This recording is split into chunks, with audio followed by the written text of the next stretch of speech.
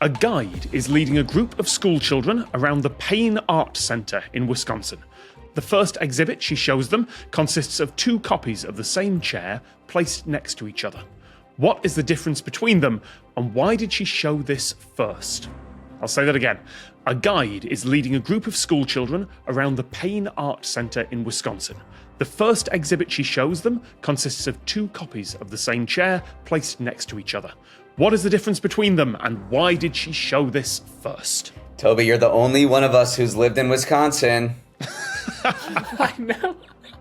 I feel like from watching previous episodes of Lateral, whenever a place is mentioned, people go like, why is this place important? Like, let's dive into it. And I'm wondering if this is a question where Wisconsin's just a red herring or it's just where it's taking place. So all this to say, don't rely on me, and let's think about it, about the chairs specifically.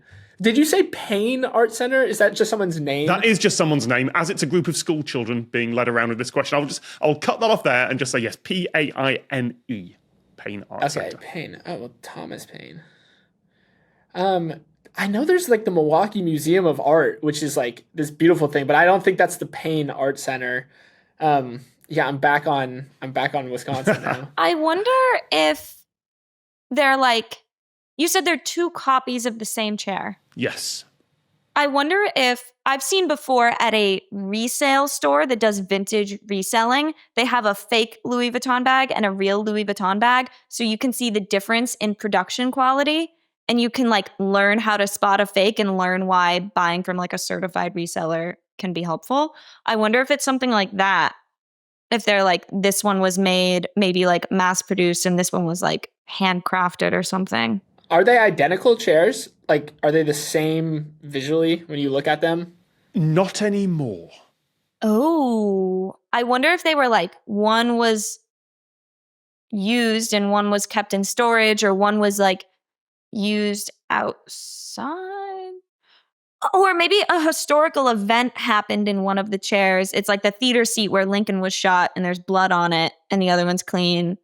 We're going gruesome, sorry. It does feel like the fact that they're school children, because like your teacher says, hey, look at these chairs first. So it's to teach them some sort of lesson. And I'm wondering if the lesson is, I don't know, when I think of chairs in school children, they're always like sticking gum on stuff, or like they're not treating it very nicely. So it's like a lesson of like how to treat things properly and how not to treat things. You're getting very close there. Okay. Whether it's like a famous chair, like one built by Frank Lloyd Wright or something, or if it's a more mundane thing that illustrates something else. They could have actually used 2 of anything here. It happens to be chairs.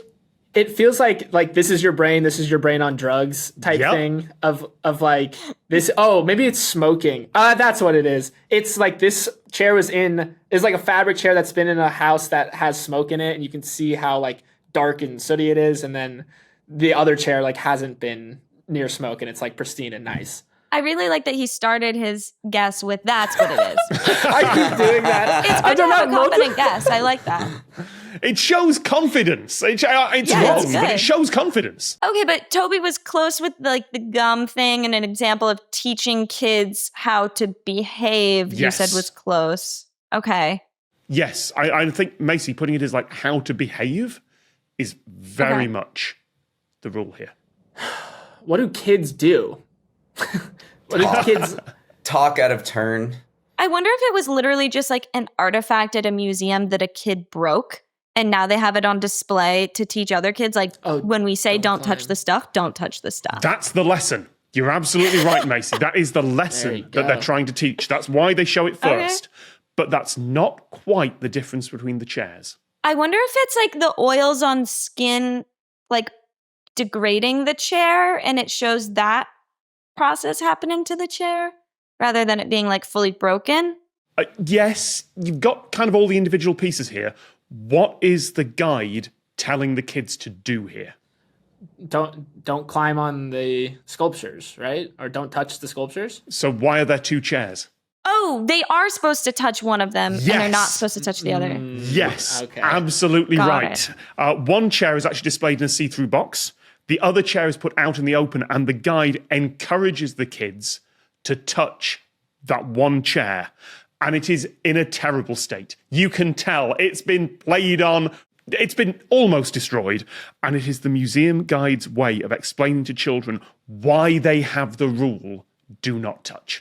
So none of the kids were smokers then, is what you're telling me. Well, so this is a makes personal sense. anecdote from the question writer, and this was an exhibit that James saw during school trips as a child. We do not know how old James is. So, if it was the 40s and 50s, honestly, he might have You been. never know.